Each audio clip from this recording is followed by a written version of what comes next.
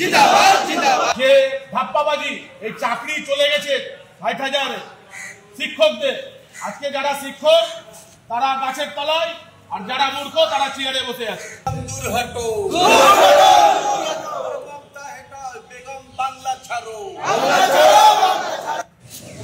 আজকে আমাদের এখানে প্রথমে কার্যকারিণী বৈঠক, যেটা আমাদের সশক্তিকরণের বিষয় নিয়ে আমরা আলোচনা করলাম। তারপরে আপনারা দেখতে পাচ্ছেন আজকে আমাদের যে জয়নিং প্রোগ্রাম হলো, তৃণমূল থেকে আসা যে সমস্ত যুবক ছিলেন, আপনারা দেখতে পাচ্ছেন সবাই যুবক। ১০০ থেকে ১৫০ জনের এই দলের সাথে, তৃণমূল দলের সাথে তারা তাদের অত্যাচার অন্যায় এটা সহ্য না করে, এটা তো যুবক ব্লাড, এবং যেটা আমাদের সমাজকে পরিবর্তন করার এরা আসল হাতিয়ার, এরা এদের এই দুর্নীতিকে সহ্য না করতে পেরে ভারতীয় জনতা পার্টির ছত্রছায়ায় আসতে রাজি হয়েছে, এবং সেখানে তারা গর্বের সাথে আজকে ভারতীয় জনতা পার্টির সঙ্গে যুক্ত হয়েছে। কতজন যোগদান করলো আজকে? ১৫০ জনের উপরে জয়েন করেছে আজকে। আরো কি যোগদান করবে এরকম আশাবাদী? হ্যাঁ, আমরা শুধু এদের সঙ্গে না, আরো কয়েকজন বিভিন্ন রকম জায়গাতে, যেমন গোলাপগঞ্জ থেকে, আমাদের ওইদিকে কুমিরা বাখরাবাদ থেকে অনেকে যে ইয়ং ছেলে যুবক যারা এই তরুণ যুবক তারা যোগাযোগ করেছে, এবং তারাও জয়েন করবে খুব দ্রুত। ১ মাসের মধ্যে আবার দেখবেন যে বিশাল ১০০ থেকে ২০০ জন আবার জয়নিং এর প্রোগ্রাম করবে।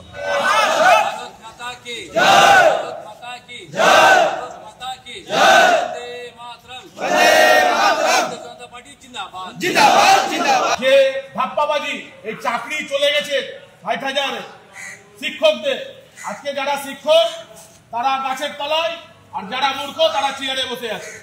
সেই দেখে এই ৩ নম্বর ব্লকের তৃণমূল ছাত্র পরিষদের আমার দরকার নেই কৃষ্ণনগরে কি হচ্ছে, আমাদের ভাবার দরকার নেই বৈষ্ণনগর এক বাদ দিয়ে অন্য কোনো বিধানসভায় কি হচ্ছে।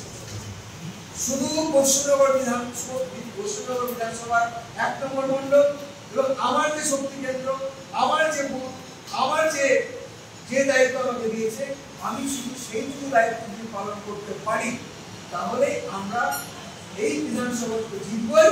আমার পাশাপাশি আমরা রাজ্যে আজ আমাদের বৈষ্ণবনগর মন্ডল 1-এর বুথ সশক্তিকরণের একটি কর্মশালা ছিল, সাংগঠনিক বৈঠক ছিল।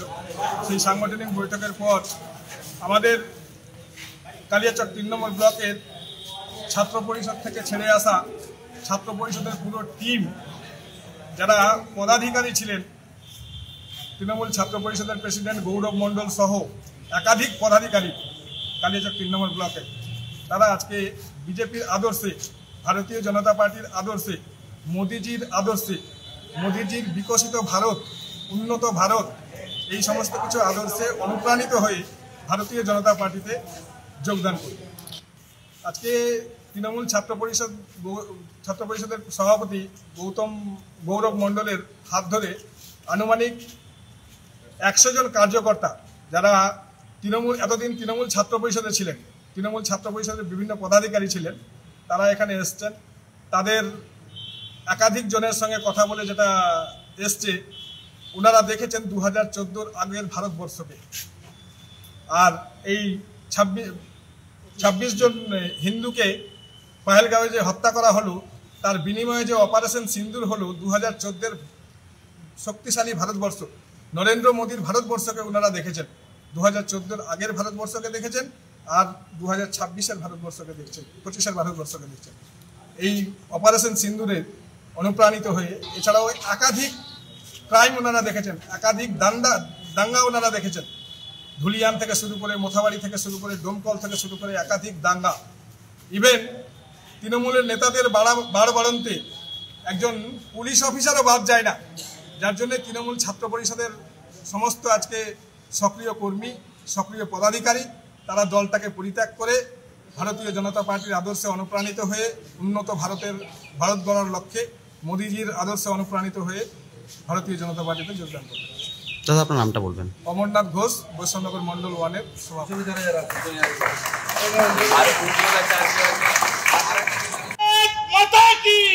আমাদের তৃণমূল আর তৃণমূল ছাত্র পরিষদে ছাড়ার একটাই কারণ কি, আমরা যে জিনিসপত্রগুলো দেখতে পাচ্ছি সামনে, যে আমাদের শিক্ষা নিয়ে একটা দুর্ঘটনা হলো, যেটা আমাদের দুর্নীতির কারণে অনেক শিক্ষককে পথে আজকে বসিয়ে রেখে তারা পুলিশের দ্বারাতে অনেক অত্যাচার করছে, এটা আমরা সকলে সোশ্যাল মিডিয়ার মাধ্যমে দেখতে পাচ্ছি। আমরা চাই এই দুর্নীতির প্রতিবাদে আমরা একসাথে এক পাশে দাঁড়িয়ে আজকে আমরা দুর্নীতির বিরুদ্ধে লড়াই করার জন্য আমরা একসাথে আজকে এসেছি। কতজন এলে আজকে আমরা প্রায় 100 থেকে 150 জনের মতো এখানে উপস্থিত হয়েছি আমার নেতৃত্বে আজকে, আর আমার সহকর্মীরা উপস্থিত আছে। সবাই কি পদাধিকারী? হ্যাঁ, যারা আমার সাথে এসেছেন তারা আমাদের প্রত্যেকটা অঞ্চলে মানে যারা পদ নিয়েছিল তাদেরকে নিয়ে আমরা উপস্থিত হয়েছি। কোন দল ছেড়ে এলে আজকে? তৃণমূল ছাত্র পরিষদ। বন্ধুরা, তোমরা তো শুনলেই, তৃণমূল ছাত্র পরিষদ ছেড়ে 100 থেকে 150 জন যুব, মানে অল্প বয়সের ছেলে যারা, তাদেরকে যুব বলা হয়, যুবরা কিন্তু 100 থেকে 150 জনের মতন যুব তৃণমূলের ছাত্র পরিষদের অ্যাক্টিভ কর্মী ছিল তারা। হ্যাঁ বন্ধুরা, তৃণমূলের ছাত্র পরিষদের অ্যাক্টিভ কর্মী ছিল তারা, কিন্তু বিভিন্ন মানে এটা ভাবো না যে 100 থেকে 150 জন একটা গ্রামের, না এরকমটা না, তারা বিভিন্ন গ্রামে তাদের দায়িত্ব ছিল, দায়িত্ববান লোক। মনে করো একজন দায়িত্বে আছে, তার দায়িত্ব একটা এলাকায়, সে একটা এলাকা চালায়, এইরকম টাইপের 150 জন, মানে একজন দায়িত্ববান লোক এরকম টাইপের সবাই একটা পদে ছিল, সেরকম 150 জন টিএমসি থেকে ছেড়ে কিন্তু ছাত্র যুব কিন্তু 150 থেকে 150 জন কিন্তু তৃণমূল যুব ছাত্র পরিষদ ছেড়ে কিন্তু ওরা এখন বিজেপিতে জয়েন করেছে। তবে এখানকার নেতারা কি বলছে? নেতারা বলছে বিজেপিতে জয়েন করার একটাই কারণ, অপারেশন সিঁদুর যেইভাবে নরেন্দ্র মোদী পাকিস্তানকে পরাজিত করেছে, এটা কিন্তু একটা ভাবার বিষয় বন্ধুরা। নরেন্দ্র মোদী ছাড়া আগেও তো অনেক পিএম ছিল, তো সেই রকম এত অ্যাক্টিভলি মানে কাউকেই দেখেনি, মানে আমাদের ভারতের লোক, ইন্ডিয়ার লোক এত অ্যাক্টিভলি কাউকে দেখেনি। মানে কেউ এখন এমন একটা সময় চলে এসছে যে ইন্ডিয়াকে নিয়ে বাইরের দেশগুলো চর্চা করছে। হ্যাঁ বন্ধুরা, এখন এমন একটা সময় চলেছে ইন্ডিয়াকে নিয়ে কিন্তু বাইরের দেশগুলো চর্চা করছে। মানে নরেন্দ্র মোদীকে ভাই ভালোবাসে না এরকম লোক হয়তো খুব কম আছে, মানে আমাদের ওয়েস্ট বেঙ্গলের মুসলিমদের বাদ দাও, এছাড়া বাইরের মুসলিম দেখো তুমি, মুম্বাই, দিল্লি, উত্তরপ্রদেশ, হরিয়ানা, গুজরাট, এরকম আর তুমি ওদিকে চলে যাও না মণিপুরে, তোমার উত্তরবঙ্গের দিকে চলে যাও, উত্তরবঙ্গের দিকে দেখো, ওখানে কিন্তু সবই বিজেপি সিট। ওখানে কি মুসলিমরা থাকে না? ওখানে কিন্তু মুসলিমরা অ্যাক্টিভভাবে বিজেপিকে সমর্থন করে, ভালোবাসে। কারণ দেখো, বিজেপি শুধুমাত্র যে মুসলিম দেখতে পারে না সেটা কিন্তু একদম না, যে বিজেপির মানে কথাটা কি, যারা অবৈধ আছে, যেমন পাকিস্তান থেকে এখানে এসে থাকছে, যেমন বাংলাদেশ থেকে এখানে এসে থাকছে, আফগানিস্তান থেকে এখানে এসে থাকছে, ঠিক আছে, যারা অবৈধ তাদেরকে কিন্তু মানে এই ওয়েস্ট বেঙ্গলের থেকে এনআরসি নিয়ে এসে তাদের জন্য, যে সত্যিই তো, যে মনে করো আমার বাড়িতে আমরা 5টা ছেলে, 5 জন চাকরি পাচ্ছি না, ওদিকে বাংলাদেশ থেকে একজন এসে তারা 3টে ছেলে চাকরি পেয়ে গেল, এটা তাহলে আমাদের বাড়ির চাকরিটা বঞ্চিত হলো। এই জন্য, এছাড়া কিছুই না ভাই। ইন্ডিয়ার কথা, আবার তারা কি, তাদের একটা ব্যাপার আছে, তারা ইন্ডিয়ার খাবে, ইন্ডিয়ার করবে, কিন্তু তারা গুণগান করবে পাকিস্তান, মানে আফগানিস্তান, এরকম বাইরের দেশের গুণগান কিন্তু তারা করে। তো এরকম অনেক ব্যাপার আছে। যাই হোক, এখানে এবার যুব যারা অল্প বয়সের টিনেজের ছেলে, তাদের তো একটু গায়ে লাগবে ভাই। মানে তারা অ্যাকচুয়ালি দেখো, মানুষ হলো বয়স্ক হয়ে গেলে না, তখন বলে ঠিক আছে যেভাবে চলুক, যেভাবে চলুক। এবার যুবদের মধ্যে আলাদা একটা রক্ত থাকে, মানে সত্যি কথা, যে এটা হচ্ছে, এটা না, এটা আমার সমর্থন করা যাবে না। সবাই তো সমান না ভাই, সবাই তো মানে অনেক লোক আছে না যে যাই হয়ে যাক দোগলামি ছাড়বো না আমি, আমার দোগলামিটা আমার থাকতেই লাগবে, দোগলামি। আর এখন একটা কথা কী বলো, তাদের দোষ দিয়েও লাভ নেই। অ্যাকচুয়ালি তারা ওই দোগলামিটা করেই তাদের সংসারটা চলছে, তাদের পেটটা চলছে, এটা ব্যাপার বোঝার আছে ভাই। সবাইকে যে খারাপ বলবো সেটা না, মানুষ তো পেট চালানোর জন্য অনেক রকম পথ বেছে নেয়, তো তারাও সেটাই বেছে নিয়েছে পেট চালানোর জন্য। কী করতো ভাই? দেখো একটা কথা কী বলতো, যারা নিঃস্বার্থ তারা নয় কেউ সিপিএম করে, যারা নিঃস্বার্থ তারা নয় কেউ বিজেপি করে, যারা নিঃস্বার্থ তারা কেউ কংগ্রেস করে, মানে যেসব পার্টি ক্ষমতা নেই সেই সব পার্টিরা বিগত প্রচুর দিন ধরে যারা করছে তারাই কিন্তু একদম নিঃস্বার্থে পার্টি করে, আমি যেটা আমার তরফ থেকে মনে হয়। বাট এই যে হাওয়া বদলে যেসব মালগুলো আসে, আবার যেসব মালগুলো যায়, তারা কিন্তু ঠিক স্বার্থর জন্য আসে আর স্বার্থের জন্য যায়। মানে এটা আমরা দেখেছি বিগত, এর আগেও কিন্তু একটা সময় ছিল তৃণমূল থেকে ধুয়ে সব চলে এসেছিলো, আবার কিন্তু যেই ক্ষমতা আসেনি আবার ক্ষমা করে দাও মা আমাকে, আবার ধুয়ে কিন্তু সব চলে গেছে তৃণমূলে। মানে এরকম একটা বিষয় কিন্তু আমরা দেখেছি এর আগে, মানে সে বিরাট ঘটনা কিন্তু আমরা দেখেছি। তাদের মধ্যে একটা সময় হিন্দুত্ববাদী বিরাট জেগেছিল, হাওয়া ছিল সেই সময়, একটা ভালো একটা হাওয়া ছিল, তো সেই সময় তাদের মধ্যে জেগেছিল, তাদের দোষ দিয়ে কোনো লাভ নেই। এই ঘটনাটা হয়েছে কিন্তু তোমার কালিয়াচকের ঘটনা, এটা কিন্তু মালদা কালিয়াচকের ঘটনা, এটা দেখেছো। আর এই ঘটনা মানুষ এতে অনুপ্রাণিত হয়েছে, ওই অপারেশন সিঁদুর দেখে এরা ছেলেগুলো অনুপ্রাণিত হয়েছে। তারপরে এই যে মালদা, তারপরে মোথাবাড়ি দুবুলেতে যে ঘটনা হয়েছিল, মোথাবাড়ির ছেলেরা বলছে হিন্দু সব মুছে দেয় শালা, হিন্দু রাখবো না মোথাবাড়িতে, মানে এই মোথাবাড়িটা যেন ওর বাবার, হিন্দু রাখবো না মোথাবাড়িতে, মানে কিচ্ছু ওরা হিন্দুই রাখবে না। ভাবো মানে দিনকাল কীরকম চলছে, এরা এত পাওয়ারফুল হয় কীভাবে, এরা তো পাওয়ার পায় কীভাবে।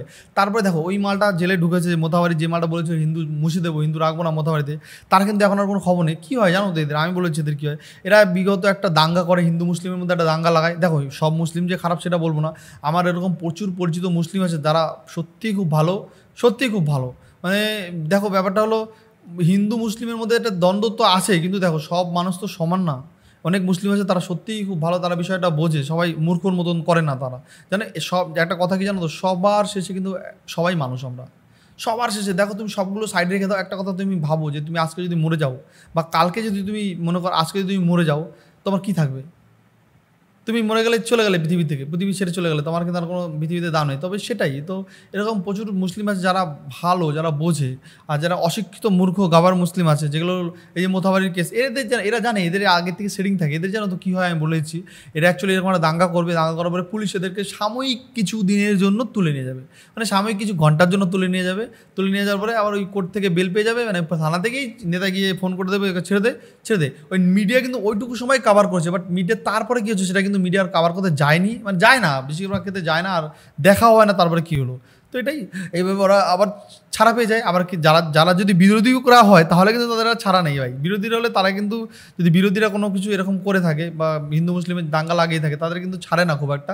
তারা কিন্তু অনেকগুলো কেস দিয়ে দেয়, তাদের মধ্যে কেস দিয়ে তারা কিন্তু জেলেই থাকে, তারা অনেক দিন জেলে থাকতে হয় তাদেরকে, বাট তারপরে কোর্টের মাধ্যমে তারা বেল পেয়ে জামিনে বেরিয়ে আসতে পারে। যাই হোক, তো দেখে এখন এমন একটা সময় চলে এসেছে, মানুষ কিন্তু মোথাবাড়ি, তারপরে ধুবুলিয়া, এইরকম এইসবগুলো দেখে, অপারেশন সিঁদুর, এগুলো দেখে কিন্তু মানুষের মধ্যে না একটা মানে ঝড় চলে এসছে, মানুষের মধ্যে একটা ঝড় চলে এসছে। না, এবার আর এই অন্ধভাবে পার্টি করা যাবে না, চোখটা খুলে এবার পার্টি করতে হবে। আর উচিত সেটা সবারও, যে চোখ খুলে যেটা ভালো ভালো বলা উচিত, খারাপকে খারাপ বলা, এটা সবার গণতান্ত্রিক অধিকার, আর এটা বলা উচিতও। সবাই তো আর মানে মেরুদণ্ড বিক্রি করতে পারে না, মেরুদণ্ড বিক্রি করা সবার উচিত না। সবাই মেরুদণ্ড, কিছু কিছু মানুষ আছে না, তাদেরকে টাকা দাও, পয়সা দাও, তাও তারা মেরুদণ্ডটা বেচবে না। বা এরকম ভেবো না তৃণমূল যে পার্টিটা করে ওখানে কি ভালো লোক নেই? ওখানে প্রচুর ভালো লোক আছে। আমার দেখাও, আমি কিন্তু অনেক নেতাদের ফ্যান, সেরা মুসলিম নেতাও আছে কিছু কিছু, তাদেরও ফ্যান আমি। যেটা ভালো কথা বলে ভাই, যেটা ভালো, যেটা সত্যি সেটা সত্যি, যেটা মিথ্যা অনেক নেতারা আছে একদম পুরো ফেস টু ফেস কথা বলে দেয়। এরকম একটা মুসলিম নেতার নাম বলো যে টিএমসিতে আছে, যারা ফেস টু ফেস বলে দেয় যে এটা ভুল, এটা ঠিক, নিচে কমেন্টে জানিও, ঠিক আছে?